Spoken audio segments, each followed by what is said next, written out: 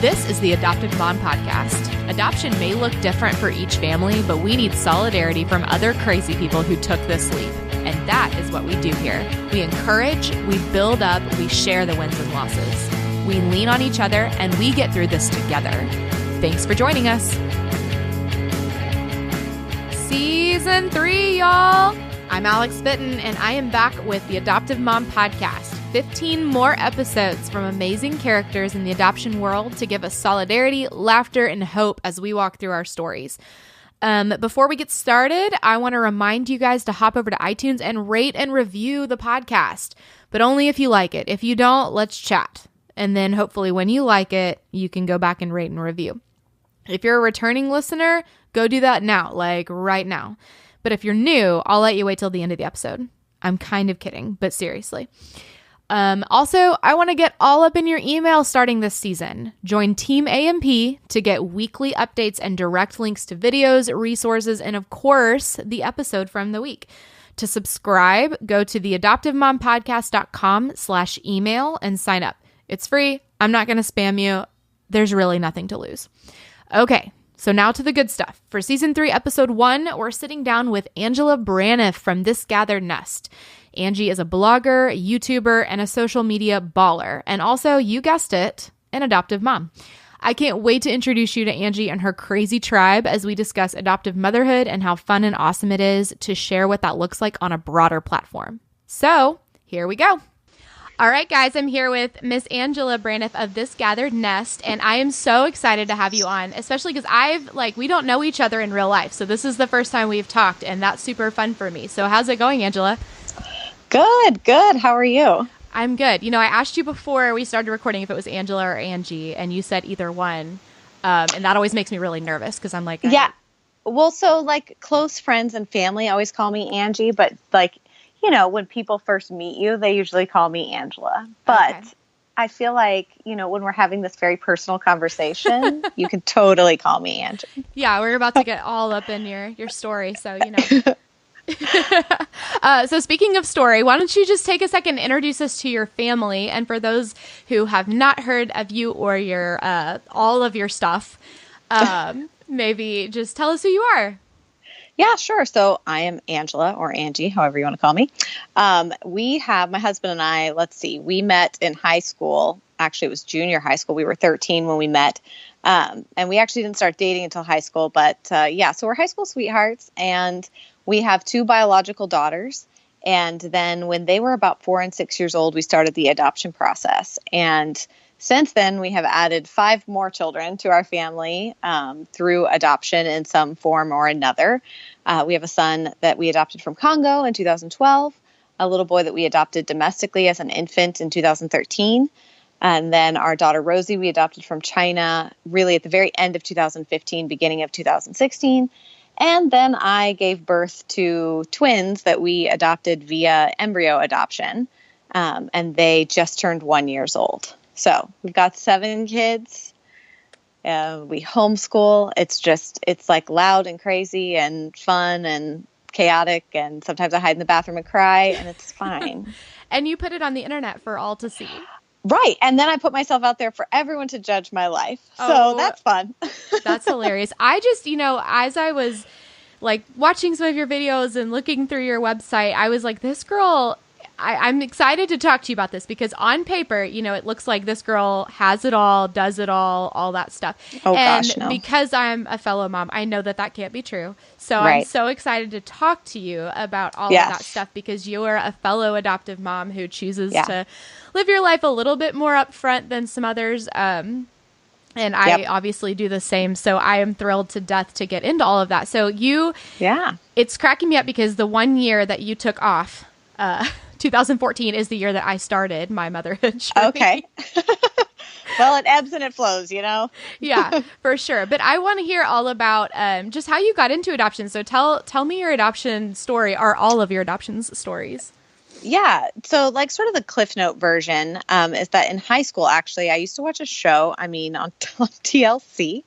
It was one of the first reality shows, I guess. It was called Adoption Story. Okay. And they also had Baby Story and all that. This is probably aging me because I those shows are definitely not on anymore. But basically they would follow families through the adoption process. And I became incredibly intrigued by adoption at 16 years old. And so when my husband and I got married, I kind of said, like, I want to adopt. It was always just something that I wanted to do at some point. It made sense to me. If I have love to give and there's kids who need love, then why would I not do that? Mm-hmm. And he was, kind of like, okay. I mean, we were like 21 when we got married, so I'm pretty sure he would agree to anything at that point. And then we had our 2 biological daughters, and I struggled with hyperemesis with both of their pregnancies. Princess Kate made that famous, so thank you to the princess for that. Because prior to her having it, nobody knew what it was, and they were like, I don't understand. You throw up like 20 times a day? Okay, that doesn't sound fun. But they don't really understand it, and I feel like once Princess Kate had it, people were like, oh, that does sound bad. But so I had that with both of my biological daughters. And so we said, you know what, maybe like now we just need to kind of shut the door on having biological children and move forward with adoption. It wasn't really plan B for us. It was sort of like plan A.1. Right. Like that season was over and now it was time for the next one. And now it was time to move on to the next phase of building our family. And so I really just kind of started praying and trying to figure out what made the most sense. And I had a lot of preconceived notions about adoption and things I'd seen on TV. And I mean, I probably had seen like one too many Lifetime movies. So I was a little bit afraid of doing like a domestic infant adoption because, she's going to come thieve that baby back from you in the middle of the night. And so I was like, I don't know. And so I just really did a lot of praying. And then I came across a woman on Facebook and, actually then saw her video of her adoption of Lucy Lane from Ethiopia, and probably many adoptive moms know her story and know that video because I know it was sort of instrumental in a lot of people's adoptions. But that really sort of opened my eyes to international adoption. And so we started looking down that path, but it was right about the time that Ethiopia started really to slow and shut down, basically like kind of come to a screeching halt. And so then I felt really confused, like, okay, God, I felt like you called us to do this and now all the doors are closing. And that was when I came across a small little pilot program in the Congo with a small agency, and we decided to go for it. So yeah, it was a crazy. I couldn't even go into it all right now in this interview. It was a completely crazy process with lots of ups and downs. And I ended up basically having to like get on a plane and say, I'm going to go to this country for however long it takes to finish this adoption and get my son home. Because my agency just had no clue what they were doing. And wow. I was finding connections on the ground that knew more than the agencies did. And it was a very frustrating time. But I was able to go there, complete his adoption and everything, and bring him home. And pretty soon after we brought him home, we knew like we definitely didn't, just truth, we definitely did not want him to be the only kid in our family who didn't look like us. Right. We knew right away, and just from, research we'd done and understanding like representation is important. And we knew that having someone else in the family that looked like him would be important to him. And we knew we wanted to keep growing our family. So it just made sense. So that's when we decided to do a domestic infant adoption. At that point, I was a little more educated on adoption and not so fearful of things like that. But nevertheless, we had the one thing happen that everybody dreads, and that is that we walked down the path with a birth mother. And then the week that she was supposed to have the baby, I had my bags packed. They were sitting at the door. I had a bag full of baby girl clothes and everything for this little baby girl. And I got a call from the attorney that said, she's changed her mind.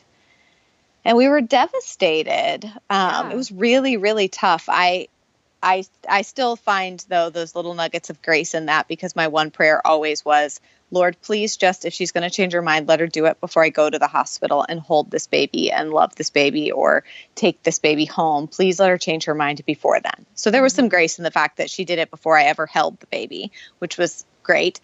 And in hindsight now, in the moment, you're heartbroken, but in hindsight now, I can see that, and I did feel this way all along. It never felt like my baby. It was always her baby. And I just wanted what was best for her and the baby. And, I wish I knew how they were doing now, but I don't. Anyhow, so I'm going off on a tangent now. No, we ended up sort of taking a break for a few months, because financially that hurt. Yeah. And emotionally we were hurt. It was sort of all those things. And then after the summer was over, we had taken a family trip to the beach and just had a really great time. And after the summer was over, we came back and I told my husband, like, I think maybe we need to sort of jump back in now. So we emailed our consultant and said, I think we might be ready. And she was like, well, that's good because I have a situation. Are you interested? And I was like, oh, okay. We have a situation. We have a situation. I know. That's how they always like adoption situation. I love it. It's like a CIA thing. So she sent me an email and I literally opened it and there was a picture of this baby. He had just been born and he was the most beautiful thing I'd ever seen with the most gorgeous set of lips on him that I'd ever seen in my life. And I was just like, oh my gosh. And she said, he's already here. We need to present interested families right away. You're going to need X amount of money in the next 3 weeks. And so that was when I was like, oh, shoot, I kind of hung my head. And I was in my office working and I went into the living room where my husband was. And I said, let me show you this email and there's this baby. And, what do you think? And he was like, babe, I would love to, but we don't have the money. Like, he's already here. This is not like we have 4 months to figure it out. He's already here. Like, we can't do that. And so I went back in my office and I sat down and I tried to keep working. I was editing pictures because I'm now a retired photographer. But I was like editing pictures and I just kept saying I just kept hearing, I guess, a voice really in the back of my head that was like, all I've ever asked of you is to walk through the open doors. And this is an open door and you need to walk through it. And if you claim that you trust me, you need to trust me with everything, money too. And that amount of money, that $10,000, it seems like a mountain to you, but it's nothing to me. Wow. And do you trust me? And I was like, okay. So I put my paper down and I went back into the living room and I was like, all right, hear me out. And I'm pretty sure my husband's eyes rolled so hard, but he was like, okay. And I'm like, we have to try. We have to try. I pled my case. I said, I will do everything. I will sell everything in this house that isn't nailed down. I will do whatever. And he was like, okay, you're right. Let's just try. We don't even know that we're going to get chosen. So that was on a Saturday. And so I responded and said, yes, please present us. And so on Monday, kind of the whole day went by. My consultant called. She was like, I'll let you know if we hear anything, And then it was about 5:30 and I was on the phone with my sister and I saw I had a call and it was from Florida, which was the state that he was in. And I basically hung up on her. I'm not even sure I said goodbye. I think I was just like, well, sorry, bye. Gotta go. And it was the adoption agency. And they're like, we just wanted to let you know that you've been chosen. And I mean to tell you, I was jumping up and down. When you do the screaming on the inside thing, where you can't make any noise on the outside, but I was jumping up and down on the couch and my dog was looking at me like I had gone completely crazy. And I called my husband and I was like, they picked us. And he was like, yay. Because it was that this is great, but also, holy crap, what are we going to do? And so, immediately I went into, Angie's going to make this happen because that's what I do. I make things happen. So I started writing down a list of all the ways that I was going to make this happen. I was going to do this and I was going to sell that. And we were going to do this kind of fundraiser and that. And I was going to make a t-shirt and I just started writing down all the ways. And I wrote out a blog post. And I just kind of was like, okay, this is what we're doing. And I put a link to our Adopt Together account because we had one, that was there if people wanted to make a donation, but I never expected that. I always knew okay, we're going to find a way.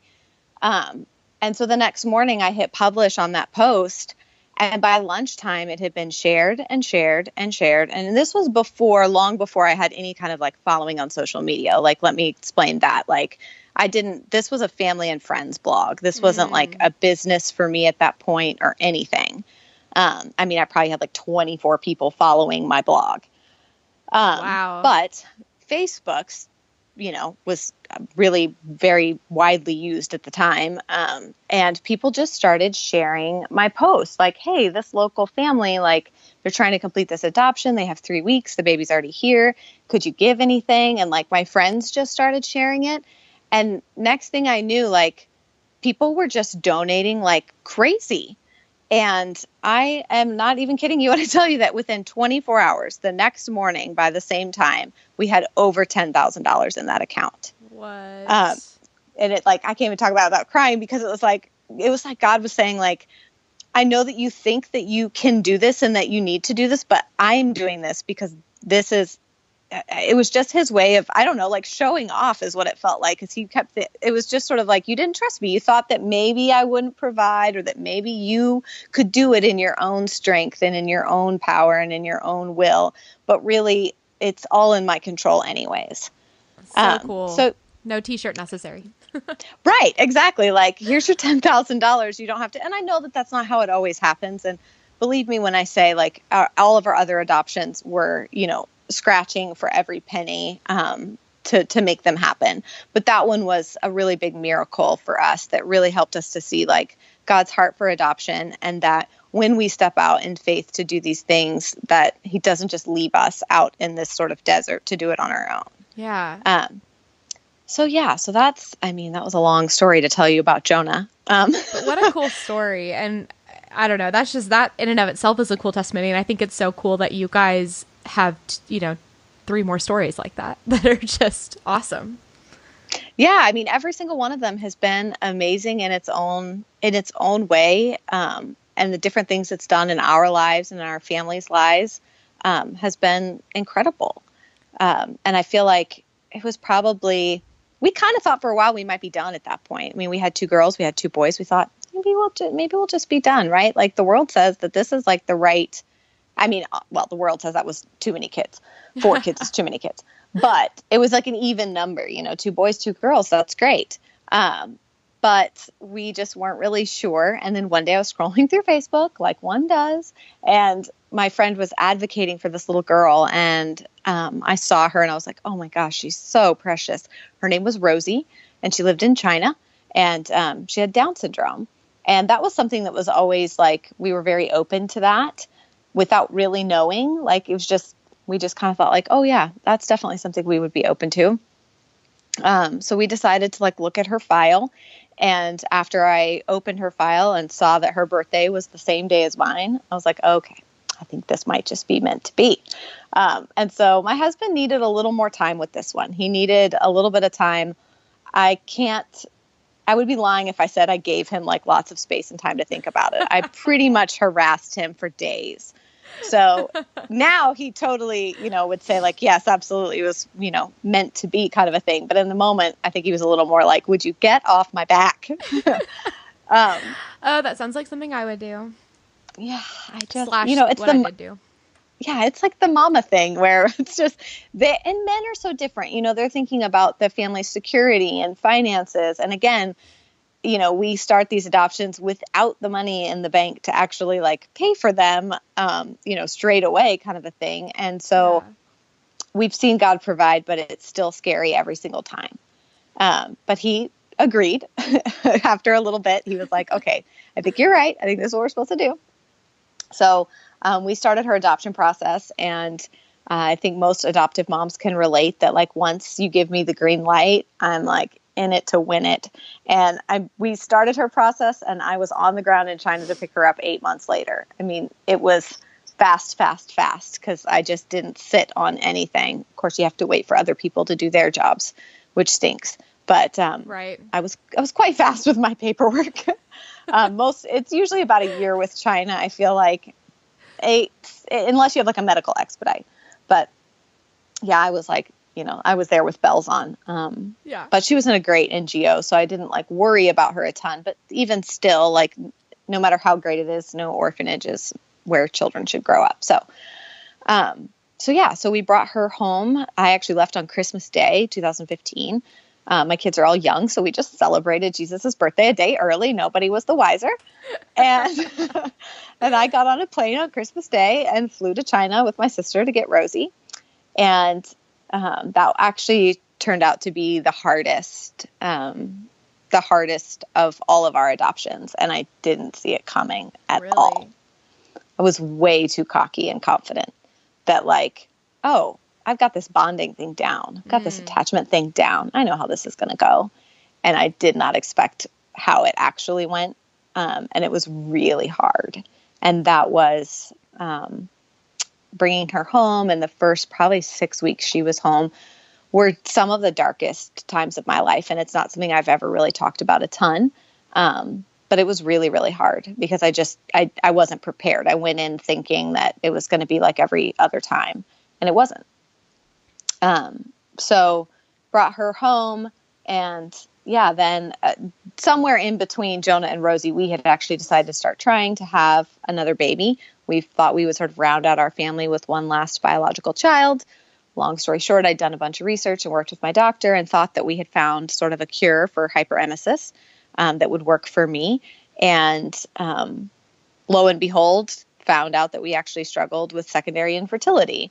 And the nicest way the doctor put it was that, like, you have the eggs of a woman twice your age. So my eggs were old, and they did not want to apparently make any more children. So after 2 years of infertility struggles and trying everything out there that was possible, nothing worked. So we ended up kind of stumbling upon embryo adoption, and we were like, that was like it sounds really bad, but like that was our Hail Mary. We were like, you know what, we're going to try this. Like, obviously for us, it doesn't matter, like DNA. we don't care. You know, we just really wanted one last baby to round out our family. We didn't, at that point we were just like, we don't care if it's biologically ours or not. And so we decided to do embryo adoption, and the doctor said, best chance is if you put in 2. And we were like, okay. And obviously we knew there was a chance of twins, but when all you've seen is negative pregnancy tests for 2 years, you don't think it's going to work at all, let alone both of them are going to stick around. But sure enough, they did. And I was so sick. And the doctors were, like, okay, let's start the medicine. And we started the medicine, and it didn't work. And I was really, really sick most of their pregnancy. But they made it here. And now they are healthy, happy 1-year-olds. And we kind of just have this sort of like big, crazy family. And people are always trying to figure us out because the twins do actually look a lot like our biological daughters. And so people just assume that they are, but they're not. So it's just funny. Yeah. Wow. That's a lot of story, and I have a lot of questions. I'm sorry. No, okay. I'm excited. I had to write them down because this is. I think I should have asked you, like, how long do you actually want me to talk for? Oh, girl, we got time. This is so cool. So, okay, my first question. You were my first embryo adoption interview. So I'm thrilled about that, but I need you to really dumb it down for me. How did this happen? How does it work? Okay. Are they actually twins? Like, are they? Yeah. So okay. People had a lot of questions about this, and I was taken aback because I felt like a little bit like, gosh, man, we sure do forget a lot of stuff from school because a lot of people have a lot of confusion about the difference between an embryo and an egg and things like that. But yeah, basically what it is like when couples do IVF, they oftentimes have extra embryos, which are, created when the sperm and the egg meet, and then you have this embryo. Right. And they get frozen for IVF processes. And sometimes families either don't want, maybe they get 10 embryos and they don't want to have 10 kids. So they have limited choices. This is all, we are kind of getting into the ethical side of IVF, and people have lots of different feelings about this. Mm-hmm. But at the end of the day, there's over 600,000 babies frozen on ice in the U.S. So couples, if they don't want to discard them or don't want to donate them to science or don't want to keep them frozen indefinitely, they have another option, which is to donate them. Embryo adoption and donation, those terms are used interchangeably, but it is a donation. It's not a technical adoption. There's no adoption paperwork as far as like birth certificates or anything like that. Like the girls, my husband and I are on their birth certificate as their parents. Mm-hmm. So it's not like anything has to happen after delivery or whatever. It's sort of like, when couples struggle with infertility, they might use just an egg donor or just a sperm donor. Right. This is basically just using a donor for both pieces of the puzzle. But so our girls are twins and that's the other thing people get confused about. Twins, there's identical twins, which are babies that share the same DNA. And then there's fraternal twins, which are completely individual, separate DNA babies that are just born at the same time. So even when couples conceive twins naturally, if they're fraternal, then it really is just like having two of your kids at the same time. So that's what Ivy and Amelia are. They're fraternal twins. They're not identical. They were two separate embryos that were implanted at the same time. So they are twins, but they're fraternal twins. Right. And I knew that fraternal twins are, they're essentially the exact same as siblings. They're just born at the same time. Exactly. But were the embryos from the same donor? Yes. So they are biologically related. Yes. The girls are biologically sisters, and we get asked that a lot too. Yes, they are from the same biological parents. So yes, they are 100% biological sisters. I just think that that's so cool. And like I said, I'm fascinated. I've never had an interview where we talked about embryo adoption, and I didn't realize how, I don't know how much of an issue. I knew that it was a controversial issue, but I didn't know how many embryos are frozen or, not discarded, but not used or whatever. Right. Yeah. I mean, IVF is, it's so tough for me because as somebody who struggled with infertility and who's been through the IVF process, I do understand people's concerns, but I also feel like ultimately at the end of the day, no matter what you do science-wise, there's still only one who can create life, and that's God. Because no matter how great your doctor is, they can put in the best, most beautiful looking embryo into the most perfect looking uterus, and you still don't get pregnant because it still takes God to make that spark of life. So it's when people say you're playing God, I disagree. He still has full control. And I do believe infertility is a disorder, just like somebody having diabetes or something. We treat that. Like, why do we not help? Why are we so stingy about helping people treat their infertility, which is a health-related issue, just like we help them treat diabetes or something else, Right. So I think it's really easy to have very staunchly negative views on things like that when it's not part of your story. It's a little bit easier to pass judgment on people who do those sort of things if it's not a decision you've ever had to make. Right. And I feel like you can really speak to this more than a lot of those people can, because I think that another one of those controversial opinions is that if you can't have a baby, then adopt. And you're like, well, I'll just do all of it and we'll just we'll call it a day. I always laugh a little bit when people try to say like snarky things like, oh, well, why did you adopt from another country? Well, I also adopted domestically. Well, why did you do IVF? Well, I also adopted. Like, it's a little bit, I just laugh a little bit because, again, I come back to my response to those people is always, that's so awesome that you love domestic adoption. Where are you in the domestic adoption process? Mm-hmm. I always turn it back on them because, again, it's so easy to judge what someone else is doing. And if people just spend a little more time worrying about themselves and what they're doing and a little bit less about everybody else, like, I think things would be a little bit better.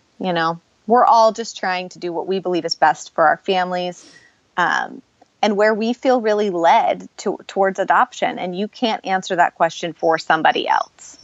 Yeah, definitely. And I wanted to touch on something you talked about, which is attachment. And we've talked about attachment a lot on the podcast. And just my personal story, attachment has been something. I have 2 adopted kids, and it was easy with one and not with another. And and it sounds like that was your story too. What are some of your views, and how have you walked through some of those hard times with attachment? Because I know as moms, a lot of times we feel like we're failing. We feel like we're not doing it right because these, maternal instincts are just lovey feelings that we feel like we should instantly have, and that our passion for adoption told us we would have. And then when it doesn't happen, we feel like we're doing something wrong. So how has your journey been through that? Yeah, it's, again, I say like some of the lowest of lows in my life have come through those attachment struggles. Because attachment has actually been something we've struggled with 2 of our kids. One of them was, parent to child issue, and the other one was child to parent issue. So we've kind of seen both. And I almost at times feel bad talking about it because I know so many people have it so much worse. I have some very dear friends who have some really dark and hard places that they are in right now with their children from trauma, you know? Right. Um, Well, then we and get so into I almost, rad and stuff. yeah, and that's not our story. We don't have a rad situation. We do have a child that has some attachment issues. But like with Rosie, for example, and again, you know, it's so hard because I am so public with my life and with our stories. There's a lot of things I don't talk a ton about just because I want to be respectful of my children. Mm-hmm. And so I never want people, if you're not in the adoption world, sometimes it's so hard to say things and people are like, oh, well, you just don't love that child. Yes. And I'm like, that's not it at all. But thanks for making me feel like crap. But yeah, I mean, with Rosie, I needed time, and I didn't think I would need time. So I didn't give myself that.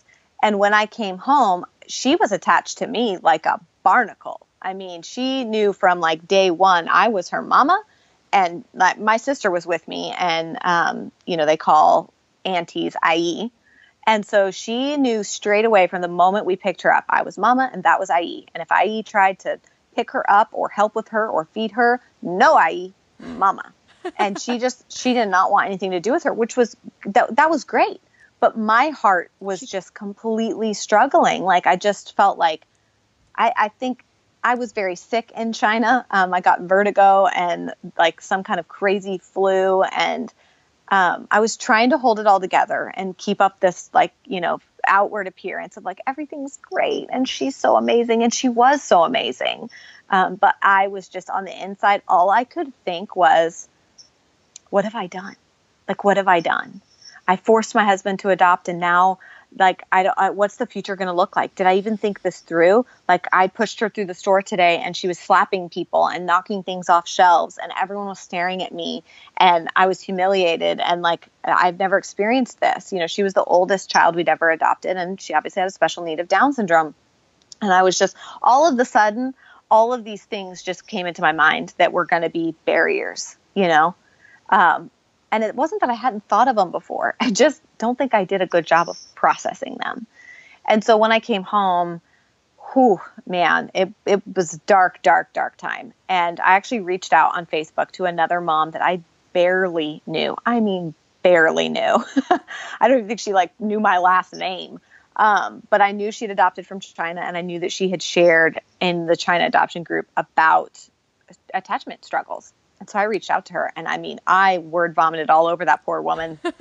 And if she saved that email, she could probably, like, I don't know, she could share that and people would think I was a monster or something, probably, just because I was like, I don't know if you can love this child. And I mean, I was a mess, and it wasn't within my character. It wasn't like who I normally was. It was so strange. And she really just said, like, you have to just stop. Take your expectations of yourself and your feelings and everything and just completely drop them. Everything. And she basically told me, like, you will fake it until you make it. As long as she doesn't feel and you're not treating her any differently, then you have to, like, kind of start there. Mm-hmm. Like, relax a little bit because you need to give yourself some time. And just somehow in like that 6 weeks of saying, okay, I'm going to take all the expectations off. You don't have to feel anything right now, like a certain way. You can take care of her, meet her needs, do the things she needs for you to do, and let that love sort of grow. And that's exactly what happened. When I put down the expectations and said, like, just take it day by day. And that's all that we needed, was day by day to get to know each other and to sort of like fall in love, you know? Love at first sight is absolutely possible with children, I believe. It's happened for me multiple times, but other times it needs time. Mm-hmm. It still happens and it still gets there, but it needs time. And so that's exactly what happened. And, you know, of course, now I couldn't imagine our lives without her, and everything is great now. But in the beginning, it was just really, really hard, and I didn't expect it. And I think that's what made it even harder, was that somehow I had felt like I failed myself. Like, I'd let myself down. Like, what kind of woman are you? What kind of mother are you? Yes. When really it was just, it was just stress and anxiety and depression and all of these things that were telling me lies. I realized that, again, that's different. Not every attachment issue resolves itself like that. There's definitely some that take years and years of work. So I don't want to make it seem like it's always that easy. But for us in that particular situation, it was just a matter of giving ourselves time. But I think that's such an awesome testimony, because that's part of what I want to combat on the podcast, is because whenever we jumped into this adoption thing, I think I had some preconceived notions that were incorrect, and I think that others led me to believe things that were incorrect. And then there were times when I felt no support, and I got people, and I know that you get this too, thinking that I'm some sort of superhero, and that somehow always made me feel worse, because I was like, I don't even like this kid. Please don't put me on a pedestal. And yep. And I've only recently started realizing, and I posted this on my Instagram the other day, that gross feelings are not incorrect. They still exist, and us pretending that they don't doesn't make it so. And we've got to learn to trust God and say, like, hey, I just had this horrible thought. I know that you're big enough to take this, God. I know that you're big enough to hold this for me. And not just saying, like, oh, just keep swimming. That doesn't exist. La, la, la. I can't hear you. Oh, know? Right. Yeah. Blinders. Yeah. Yeah. And I think that as moms, that's what, I mean, you mentioned earlier, just getting those comments where people want the happy ending. People want the pretty story. And when it's not pretty, they sometimes disappear, and that's hurtful. And I'm not saying everyone does that, but when you feel like you're in a position where you either have to be honest and push people away or fake it to them, then that's really sucky, especially for someone like you and someone like me who wants to share their story, who doesn't want to just keep it under wraps. Right. That's so hard, because I'm such an external processor, and I'm such an extrovert that I'm like, no, I would love to talk to you. I just need you to hang out with me while I do it, and not be like, oh, that's scary, I'm out. Right. Exactly. Oh, you're a weirdo. Never mind. Oh my goodness. So, okay. I wanted to ask also, so your story with the girl that's mother, goodness, I'm gonna have to edit that part out. The girl whose birth mom decided to parent. Did that change your views on birth moms, or did you already have an established view that kind of just stayed? That whole experience changed my view on birth moms, because it made it really personal. We went and met her, and she was 21 years old. This was going to be her fourth child. And she wanted better for herself and for her kids. She was a hard worker, and she actually had plans to join the military, and, was going to place this baby with us. And then her other kids were going to go live with her sister. And I fell in love with her, and her grit and her determination and her love for her children was inspiring to me. I felt like, again, our life circumstances often dictate the situations that we find ourselves in. And, she had come from some really, really hard circumstances, things that I could never relate to or understand. So I never wanted to feel like I was sitting there judging her for how she ended up here and, that kind of thing. But I knew that she had that baby's best interest at heart, and she really, really wanted to follow through with her adoption plan. But she told us from day one, if my mom finds out that I'm placing this baby, she will not let me do it. And our attorney went to, all kinds of lengths to try to help her understand that, like, you're a grown woman, you can make these decisions for yourself. You do not have to let your mom decide. This is your life. That sort of thing. And so everything was sort of going along smoothly. And then we ended up finding out later that mom had come to town. And that was the same week that the baby, apparently her sister told mom that she was pregnant. So then mom came to town and said, oh, you're pregnant. No, you're absolutely not placing this baby for adoption. So I don't even think it was her choice to back out. So if anything, it gave me more of a heart for birth mothers and for wanting to make sure that they are treated with respect and talked about respectfully. And I never want to glorify anything one way or the other, because every story is different. And some kids come from places that are bad.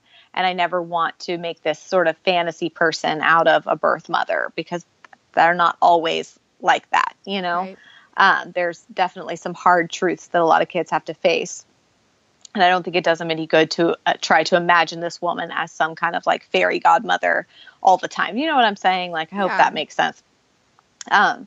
But I do find a lot of times that people tend to jump to quick judgments. Like, how could you do that? I could never give up my baby. How could they do that? And sort of just have a negative view of birth mothers in general, without really being able to step back and realize that, like, holy bejesus, these women are making the hardest decision and truly self-sacrificing decisions to place these babies in many, many cases. I can't imagine being in a place where I had to make that decision. So I definitely don't pass judgment, but all of it helped me to have more of a heart, honestly, for her specifically, and just for birth mothers in general, and understanding that it's just not always so black and white. Yeah, absolutely. And I agree with you that it's such a fine line between making a fairy tale of every birth mom's story, and also, you want to respect these women for what they do. And something I've learned just through doing this podcast and through talking to birth mothers and putting together a birth mothers brunch for Birth Moms Day is that out of everything, when you take everything else away, bottom line, they gave this kid life. Mm-hmm. And they didn't have to do that. And that, at the very least, that is honorable. And absolutely. And that's one thing I never expected through this adoption journey. I never expected myself to change my views on birth moms. I expected to just be an adoption warrior, and instead I've kind of turned into an adoptive mom warrior. And right. Didn't see that coming, but it's given me, I don't know, it's given me fresh eyes, and it sounds like it has yours too, and that's really cool to hear. Yeah. So, okay, I want to talk about your, we've talked about you living your life a little more public than some other adoptive moms. So what all do you do? Because on top of everything, it seemed like you were bored with, the YouTube channel and just everything else. So you decided to homeschool too. You just had some extra time on your hands. Right. Just, I've got 7 kids. I've got nothing else to do. No, we actually started homeschooling when Kennedy and Shelby were, starting out in kindergarten. So this is actually my 7th year homeschooling, but this is the first year that I've had basically 5 kids. So last year, Noah and Rosie both went to a charter school for services, basically, thinking that would be a better fit for them than homeschool. And we don't feel like it necessarily was. So we decided to keep them home and homeschool them this year and see how it goes. We do have a philosophy of every kid every year. We evaluate and see what makes the most sense. And if it doesn't, if after this year it just doesn't seem like it's working out, then we would absolutely consider putting them back in public school. But yeah, so homeschooling's kind of always been a part of my journey. And that's something that being home with my kids and homeschooling my kids has always been my first priority. So I also, though, enjoy working and enjoy doing things to contribute to my family and hobbies and things like that. So I've always been a little scrappy that way. And so when my girls were really young, I decided, I think I want to start a photography business. And so I did. So I bought a camera and I taught myself how to take pictures and how to edit pictures. And I took a small loan against my husband's car to buy all my equipment and get my website and get everything up and running. And then, every penny I made for the first 6 months went to pay that back. And yeah, I grew this really great business while still being able to be home with my kids 90% of the time. So that was sort of my first business venture. And then I decided right before Rosie came home that with 5 kids, I just couldn't keep up this business. It had grown a lot and it was becoming hard to take care of the kids and to keep up that business. And I was ending up being away more than I wanted to be every weekend. Ciara was home with the kids, which was great, but I was away doing photo shoots all weekend. So I decided that, I was going to stop that business and retire. And And I had started making around that time or a little before, I'd started making just some videos on YouTube. My channel actually started out called Busy Mom's Beauty Tips. That was what I was going to do. I was going to, give makeup advice and stuff for busy moms. That was something I'd always been really interested in, and something my friends came to me for already. So I felt like this would be really natural. So that's what I decided to start doing. Well, like, for example, I did a video about like how to do your makeup for family portraits. And people were like, hey, your family looks a little different. What's happening here? So I started finding that people were far more interested in learning about adoption and our family and that kind of thing than they were about any beauty tips I had to offer. So our channel just kind of like very naturally morphed into family content. And it just kind of sort of grew from there. And I had my blog and was blogging about homeschool stuff and some adoption stuff and everything. And so really for the last couple of years, that's been my job and sort of what I do. And we really enjoy it. We love having the memories for our family. Mm-hmm. And I love the community and building relationship and encouraging moms. It's sort of like we kind of have a split audience. And so we have a lot of people who just enjoy watching our family vlogs and seeing what we get up to and what it's like to take 7 kids to the park or, to Disney or whatever. And then, other people who I do these sit down videos called Ask Angie, where I'll talk about, some kind of motherhood related, woman related topic. And, I have a sort of another part of my audience that really enjoys those, where we just kind of talk about like the nitty gritty stuff of motherhood and parenting and all of that. So it's been really amazing. And it's, helped me to kind of springboard into other things that I want to do. And I'm currently writing a book. And, so it's been really awesome. Hard at times for sure, because anytime you put your life out there, people feel as though they have every right to scrutinize every little thing that you say and do. So that's fun. But for the most part, the community has been great. And I've enjoyed it so much, and truly like seeing, getting messages from people saying, hey, I was scared about adopting a child with Down syndrome, but after seeing Rosie and how she operates in your home and what it's really like, we decided to move forward. And so, when people send me pictures of like, you guys inspired us to adopt and here's our son, we're picking him up today. Or, like that kind of stuff just, pulls my heartstrings. And I feel like, yes, I will take all of the mean hate comments in the world to know that somebody came here and we could be part of their story. Like, I don't claim to be the reason, but like that we could just be one small piece of that puzzle for helping these kids get into families is awesome and 100% worth it. Yeah. Oh, I was just about to say that was going to be my response. It sounds like it's so worth it because you're right. It is hard. It's hard to put yourself out there. It's hard to share the honest truth. And we've already talked about that some in this interview, just that there are a lot of ugly feelings and really hard times. And it's the ending of our story doesn't happen in the airport when you come home. Right. That's where it starts. In the airport for you. For me, it was just, someone dropped off a baby on our doorstep. It was fine. That was front one of porch, them. Airport. That's all the same. It literally was. He was wrapped up in a blanket. She was like, okay, here. Oh my gosh, I can't imagine. Yeah, I was pregnant too, so. Oh my gosh. Yeah. Oh my gosh. It was real fun. We actually did a family vlog as well during our whole adoption story. Wow, that's awesome. I know. My husband's a photographer and videographer. And so he really... Why did I feel like I need to know all of these things? We have so much in common.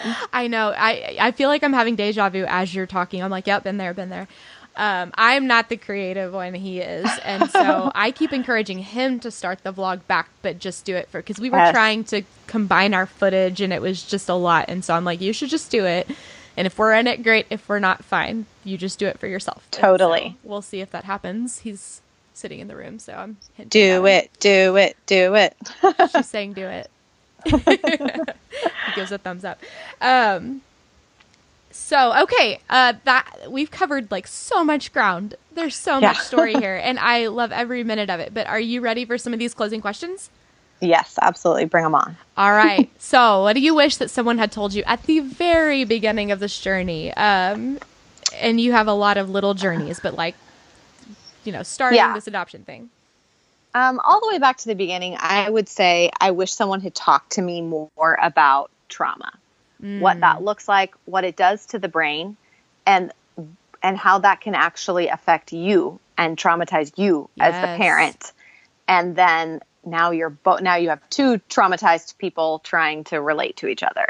So I wish I had known more about that, because you see the videos, and I'm guilty. I mean, I have the beautiful airport videos up there for people to see, those precious meeting my child for the first time videos. You see all those things and it looks so amazing, but there's not really, and rightfully so, there's not videos out there that are like, let's talk about the traumatic things. Right. Because that's, exploitive. So you wouldn't want to put all of that out there, but I just wish I had known and someone had talked to me more about trauma and what that really looks like, and how it doesn't look like even what you think it would. Yeah. Amen, sister. So, okay, what is something you wish you had done differently? I wish that I had, again, not been so naive and read more. I wish I had done more research on my own, TBRI and Karen Purvis and those things like that I didn't stumble upon until later. And I wish I would have known them from the beginning, because I could have saved myself and probably my kids a little or a lot of hurt and struggle. Yes.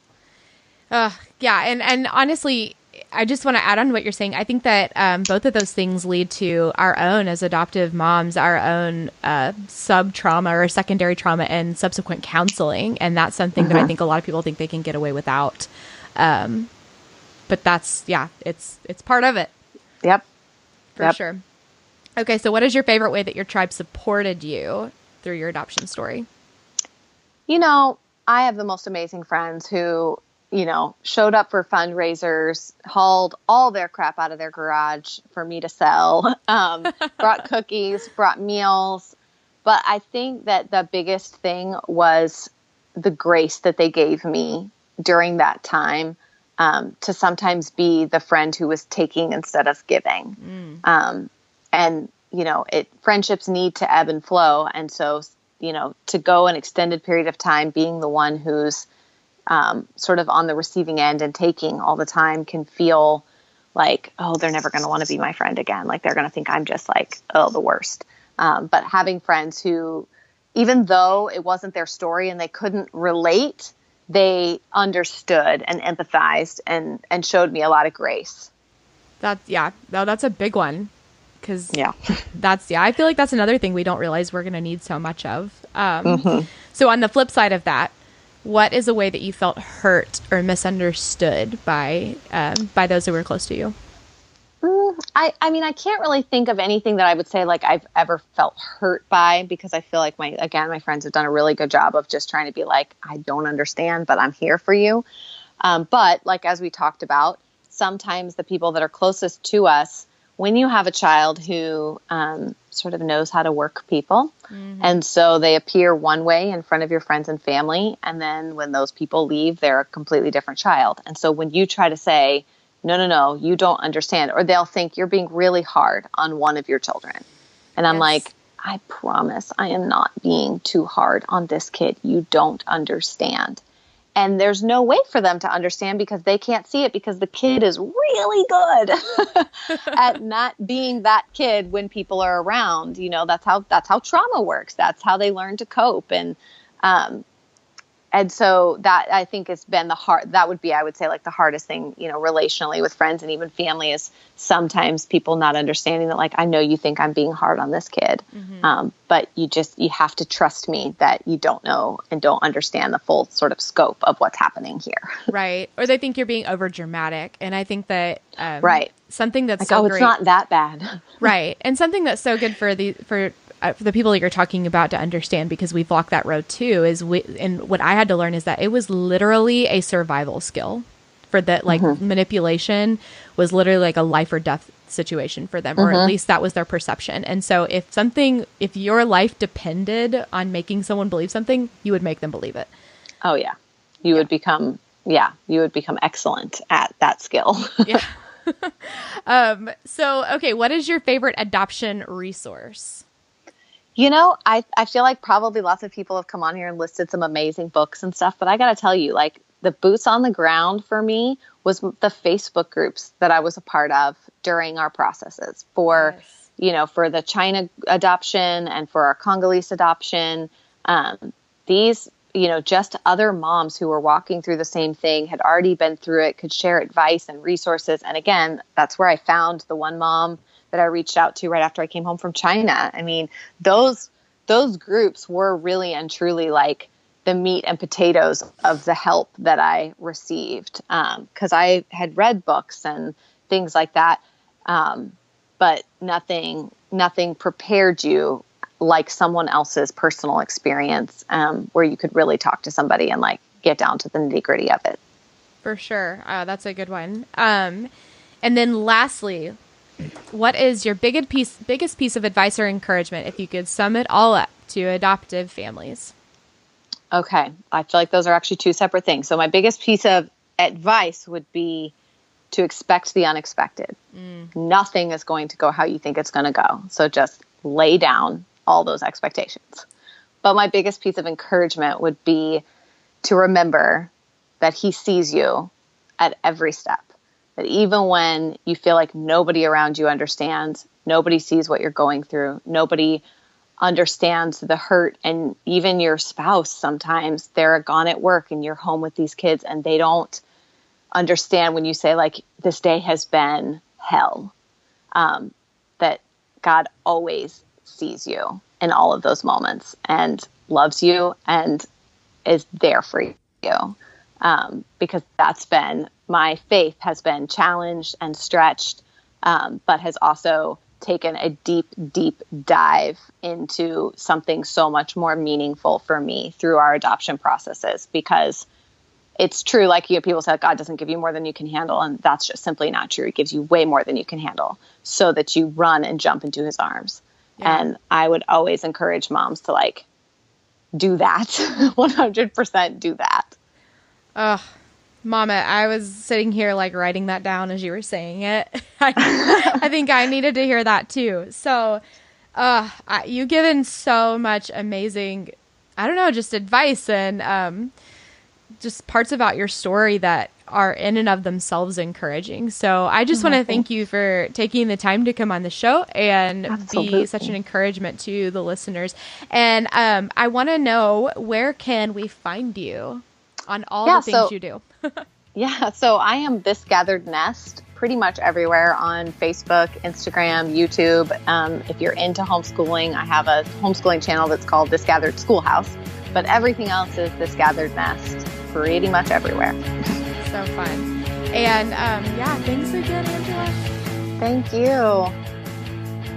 Thank you for listening to the Adoptive Mom Podcast. I know this stuff is hard, and I hope you found encouragement here. Remember, you are enough, and you're doing a great job.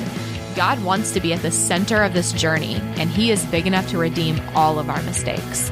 Don't forget to check out show notes and other resources at theadoptivemompodcast.com. Thanks again for listening.